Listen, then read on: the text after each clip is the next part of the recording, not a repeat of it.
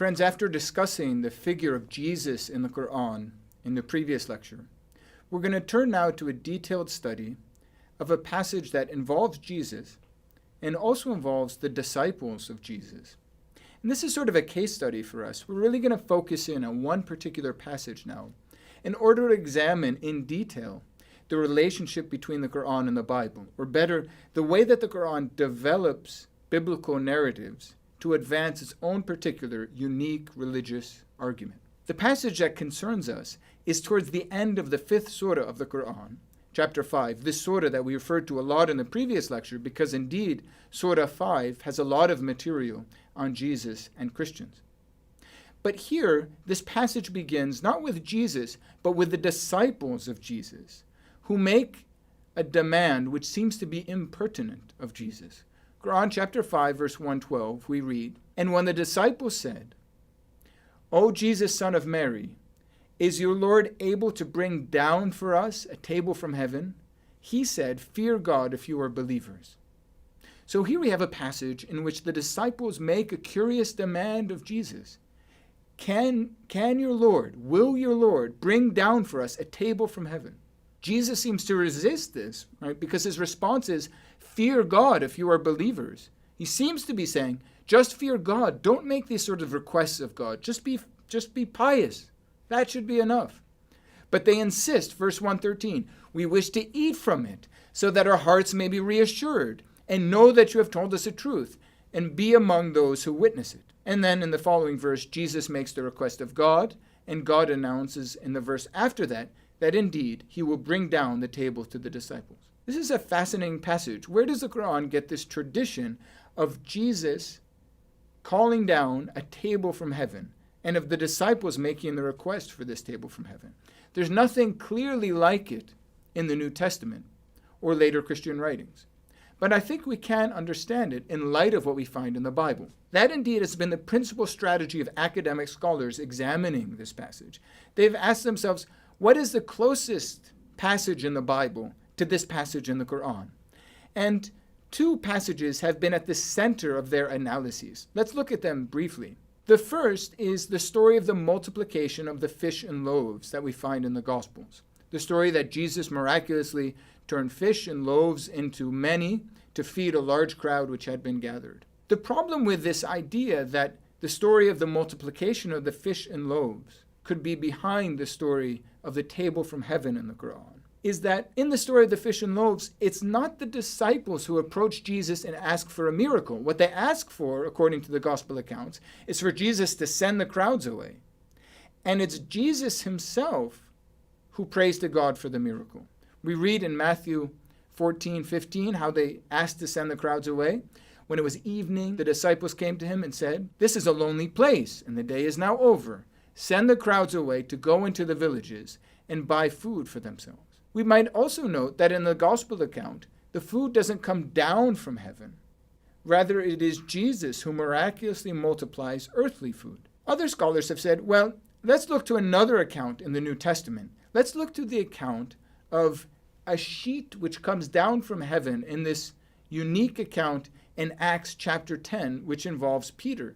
According to this account, Peter is up on the roof of a building in prayer when a sheet filled with animals comes down from heaven. We read in Acts chapter 10, verse 9, "The next day, as they were on their journey and coming near the city, Peter went up on the housetop to pray about the 6th hour, and he became hungry and desired something to eat. He fell into a trance." Verse 11 now, I'm moving quickly through this. "He saw the heaven open and something descending like a great sheet. In it," verse 12, "were all kinds of animals and reptiles and birds of the air. And there came a voice to him, 'Rise, Peter, kill and eat.' But Peter said, 'No, Lord, for I have never eaten anything which is uncommon, rather which is common or unclean.' And the voice came to him a second time, 'What God has cleansed, you must not call common.'" Here indeed the food comes from heaven. It seems to be something like this table from heaven that we read about in the Quran. This sheet, not a table, but a sheet comes from heaven with all sorts of food in it. But the fundamental literary skeleton or structure of this narrative is not like that which we find in the Quran. In the Qur'an, it's the disciples who make a demand. They want food from heaven. Here, Peter doesn't want food from heaven. He doesn't want to eat because the animals are unclean according to Jewish ritual law in this story that we find in Acts 10. So it seems to be quite different from what we actually find in the Qur'an with a table from heaven. So we need to look somewhere else. My idea, shared by one other scholar, a Belgian named Michel Kuipers, is that this passage in the Qur'an is connected to the bread of life discourse in John chapter 6, the Gospel of John chapter 6.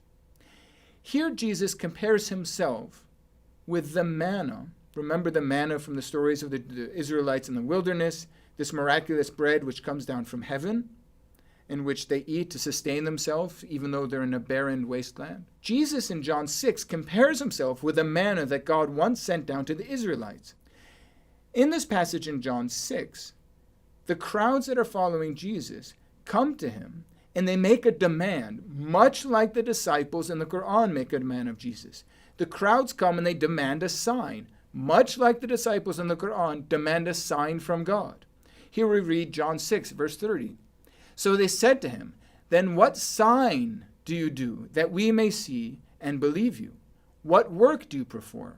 Our fathers ate the manna in the wilderness, as it is written, He gave them bread from heaven to eat." And Jesus responds and declares, I'm skipping a verse here, verse 33, "For the bread of God is that which comes down from heaven and gives life to the world." Skip one more verse to verse 35. Jesus said to them, "I am the bread of life. He who comes to me shall not hunger, and he who believes in me shall never thirst. But I have said to you that you have seen me, and yet do not believe."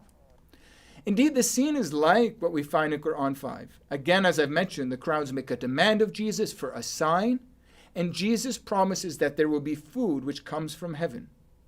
But what's particularly fascinating, and what suggests that there's a particular relationship here between Bible and Quran, in that there's a connection with Psalm 78. Psalm 78 reflects upon the experiences of the Israelites during their wanderings in the wilderness, and it condemns them for their various moments of infidelity towards God. At one point in Psalm 78, the psalmist writes, "They tested God in their heart by demanding the food they craved. They spoke against God, saying, 'Can God spread a table in the wilderness?'" Indeed, the correspondence between this verse, Psalm 78, verse 19, and 5:112 is remarkable. The disciples in the Quran ask, "Is your Lord able to bring down for us a table from heaven?" While the Israelites in Psalm 78 ask, "Can God spread a table in the wilderness?"